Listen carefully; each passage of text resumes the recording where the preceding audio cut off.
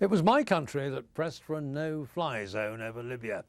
The skeptics said it wouldn't work, but persistent diplomacy won enough United Nations votes to get it through. Since then, we've bombed Colonel Gaddafi's air force pretty well out of the sky.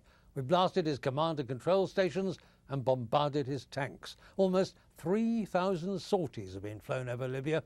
The Allies have probably destroyed at least a third of all Gaddafi's military assets, and that, it was confidently hoped, should have been more than enough to let the Libyan rebels in with a reasonable chance of getting rid of the leader they so much despise. But it didn't quite work out, did it? Gaddafi is still in charge of his half of the country. The ragtag rebellion seems incapable of matching his tactics or his remaining weapons.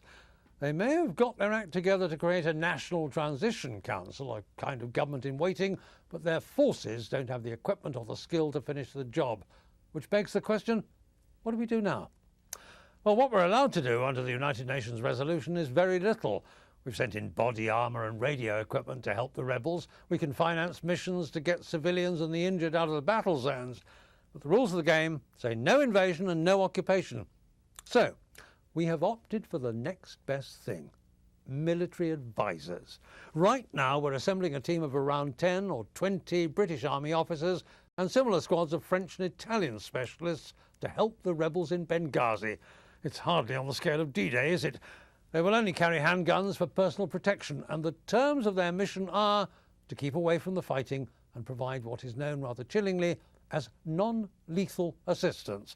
In other words, they show the rebels where to dig in and how to aim straight, nothing more. This, of course, is a borderline interpretation of humanitarian aid, which is why some skeptics here are now afraid of mission creep and remind us how an initial bunch of military advisors in Vietnam once sucked America into a very long bloody war. Our politicians insist it won't happen in Libya. We can only pray they're going to be right. This is Ed Boyle for CBS News in London.